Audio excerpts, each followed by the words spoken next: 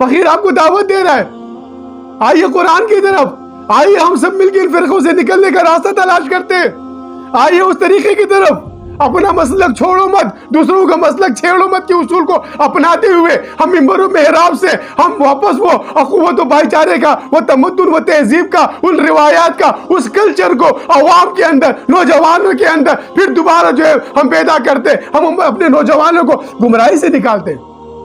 برادران اسلام، فرقہ پرستی سے نکالیے، اس ٹکراؤ سے نوجوان کو نکالیے۔ یاد رکھیے، عرض کرتا رہتا ہوں اکثر، صالح علیہ السلام کی اونٹنی کو تکلیف دینے والے، شہید کرنے والے 4 افراد تھے، پوری قوم کی تباہی کا سبب کیوں بنا؟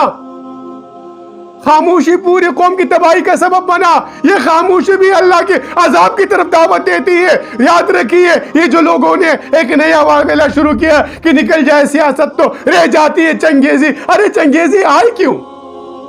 اس پر تو ذرا سوچیے نا برادران اسلام، یہ چنگیزی بغداد میں آئی کیوں؟ کس وجہ سے چنگیز آیا؟ وہ کون سی سیاست تھی؟ وہ کس طریقے سے امت مسلمہ کو تکفیر میں لگا دیا گیا تھا؟ وہ کس طرح کے چوراہوں کے اوپر بڑے بڑے مناظرے چلتے تھے؟ وہ کس طریقے سے کفر کے فتوے لگائے جاتے تھے؟